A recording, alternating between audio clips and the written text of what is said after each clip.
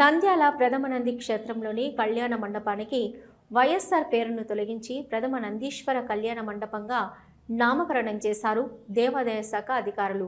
2010లో అప్పటి మంత్రి శిల్పమోహన్ రెడ్డి అధికారంలో ఉన్నప్పుడు ప్రథమ నంది క్షేత్రం స్థలంలో 15 లక్షల వ్యయంతో మాజీ సీఎం వైఎస్ఆర్ పేరిట కళ్యాణ మండపాన్ని నిర్మించారు. కానీ రూల్స్ ప్రకారం కళ్యాణ మండపాన్ని ఆలయానికి అప్పగించకుండా శిల్ప సేవా సమితి ద్వారా కళ్యాణ మండపాన్ని సొంతంగా అద్దెకిచ్చుకొని ఉన్నప్పుడు ప్రథమ నంది క్షేత్రం స్థలంలో 15 లక్షల వ్యయంతో మాజీ సీఎం వైఎస్ఆర్ పేరిట కళ్యాణ మండపాన్ని నిర్మించారు. కానీ రూల్స్ ప్రకారం కళ్యాణ మండపాన్ని ఆలయానికి అప్పగించకుండా శిల్ప సేవా సమితి ద్వారా కళ్యాణ మండపాన్ని సొంతంగా అద్దెకిచ్చుకొని 15 ఏళ్లు ఆలయ ఆదాయానికి గండి కొట్టారు.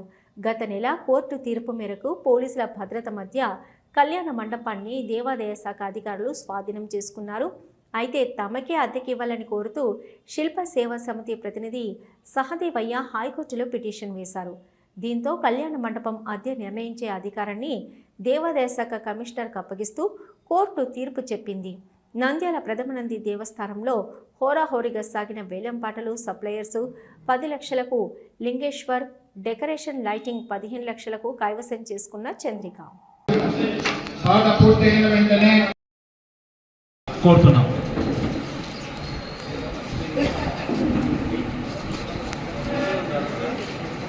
రెండు దాంట్లకు కట్టేవాళ్ళు కట్టచ్చండి. సామాన్లు భద్రపరచబడిన వేలంపాటును ఏ కార్మికులైనా దేవాదాయ కమిషనర్లో హెచ్చుబాటుదారులు చెల్లించిన మొత్తములకు ఎలాంటి వడ్డీ ఇవ్వకుండా సదరు వేటకు కానీ కార్మిక తెలుపకయ్యే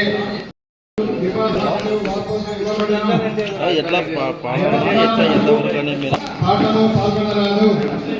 పాట పూర్తయిన వెంటనే హెచ్చుబాటుదారుడు పాట మొత్తమును చెల్లించి తగిన రసీదు పొందవలేను. అట్లు చెల్లించని ఎడల సదరు పాటను రద్దుపరిచి డిపాజిట్ మొత్తమును అపరాధము కింద జమ కట్టబడును. సప్లైర్ సామాగ్రి, డెకరేషన్ సామానులు 5/9/25 నుండి 4/9/2028 వరకు అనగా. ఓం నమ శివాయ. ఈరోజు నంద్యాల పట్టణంలో వెలిసిన శ్రీ ప్రథమ నందీశ్వర స్వామి దేవస్థానం కళ్యాణ మండపంలో సప్లై సామాన్లు మరియు విద్యుత్ దీపాలంకరణ ఏర్పాటు చేయటకు గాను బహిరంగ వేలము నిర్వహించడం జరిగింది. ఇందులో సప్లై సామాన్లు సప్లై చేయడం వరకు లింగేశ్వర్ అనే వ్యక్తి 10 లక్షల రూపాయలకు పాట పాడడం జరిగింది. అదే ప్రకారం వివాహాది శుభకార్యం మేరకు విద్యుత్ దీపాలంకరణ కొరకు బహిరంగ వేలం నిర్వహించగా శ్రీమతి చంద్రిక అనే ఆమె 15,10,000 రూపాయలకు హెచ్చుపాటుదారుగా నిలవడం జరిగింది. మొత్తం ఈ 2 పాటల ద్వారా దేవస్థానానికి 25,10,000 ఆదాయం సమకూరింది. ఇందులో ప్రధానంగా ఈ బహిరంగ వేలం నందు దేవాదాయ శాఖ తరఫున ఇన్స్పెక్టర్ హరిచంద్రారెడ్డి గారు బహిరంగ వేలంలో పాల్గొనడం జరిగింది. మరియు కొంతమంది ఈవోలు చంద్రుడు, నాగప్రసాద్ ఈవో గారు నిర్వహించడం జరిగింది, హాజరు కావడం జరిగింది. మొత్తం 38 మంది ధరావతి చెల్లించి బహిరంగ వేలంలో పాట పాల్గొనడం జరిగింది. కళ్యాణ మండపం కొరకు వాళ్ళు శిల్ప సేవా సమితి వారు ఉన్నత న్యాయస్థానాన్ని ఆశ్రయించడం జరిగింది. ఉన్నత న్యాయస్థానంలో వారు మేము దేవస్థానానికి నెలకు 25,000 బాడుగ చెల్లిస్తాం, మాకే కేటాయించాలని చెప్పి వారు కోరడం జరిగింది. ఇందులో భాగంగా ఉన్నత న్యాయస్థానము దేవాదాయ శాఖ కమిషనర్ గారికి ఆదేశాలు ఇస్తూ మీరు దేవాదాయ కమిషనర్ గారితో రేటు ఫిక్స్ చేసుకొని తీసుకోవాల్సిందిగా ఉన్నత న్యాయస్థానం ఆదేశించడం వలన కళ్యాణ మండపం బహిరంగ దేవస్థాన అధికారులను నేను ఒప్పించి చేస్తానని చెప్పడం జరిగింది. ససేమిరా అనడంతో దేవస్థానం అధికారులు ఫైనల్ నోటీస్ ఇవ్వడం, దానికి వారు స్పందించకపోవడం, దేవస్థానం అధికారులు గత నెల 23వ తేదీన హ్యాండ్ ఓవర్ చేసుకోవడం జరిగింది. 40,000 రూపాయలు చెల్లించండి మీకే ఇస్తామని చర్చలకు దేవస్థానం అధికారులు పంపినేది నిజం కాదా?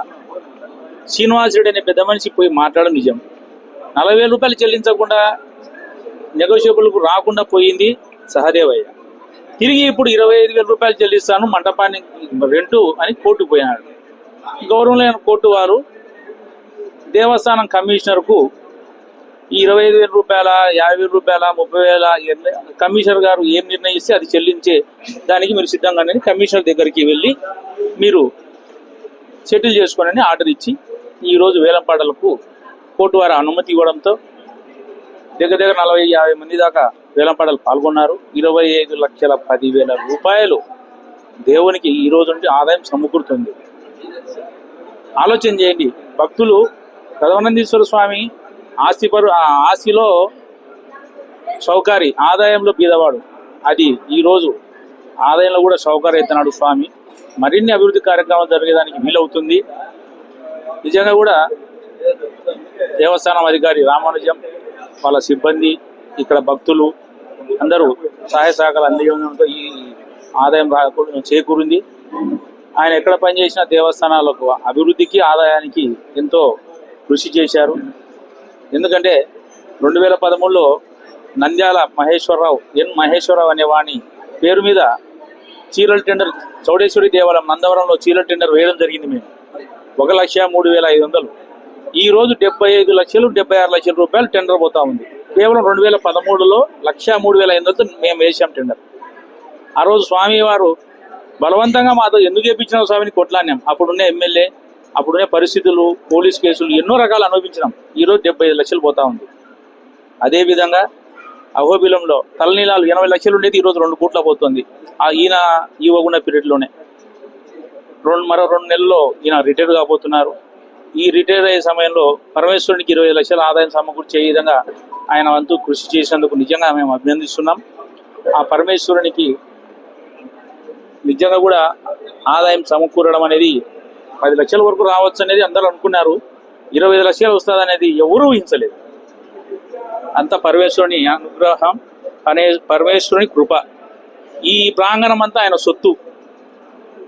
ఆయన సొత్తును మనం పర్యవేక్షించేది జవాబుదారీ కానీ మనది కాదు.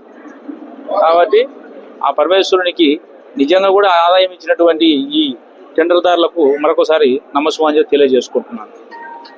గత 7 సంవత్సరాలుగా ప్రజలకు మెరుగైన దంత వైద్యం అందిస్తున్న కేఎం రెడ్డి డెంటల్ కేర్ నంద్యాలలో అత్యంత నమ్మకమైన డెంటల్ క్లినిక్ గా పేరు పొందింది. పేద మధ్యతరగతి ప్రజలకు వైద్యం అందుబాటులో ఉండాలని ఫ్యామిలీ కార్డ్ ప్రవేశపెట్టడం జరిగింది. ఫ్యామిలీ కార్డ్ లో కుటుంబంలోని 6గురికి ఉచిత ఓపీ చెకప్, ఉచిత ఎక్స్రే స్కానింగ్, స్కేలింగ్ లో 50% మినహాయింపు, ఉచిత బీపీ మరియు షుగర్ చెకప్లు అందుబాటులో ఉన్నాయి. మా అడ్రస్ మున్సిపల్ ఆఫీస్ ఎదురుగా Padmavathi Nagar road, supermarket ప్రక్కన, నంద్యాల.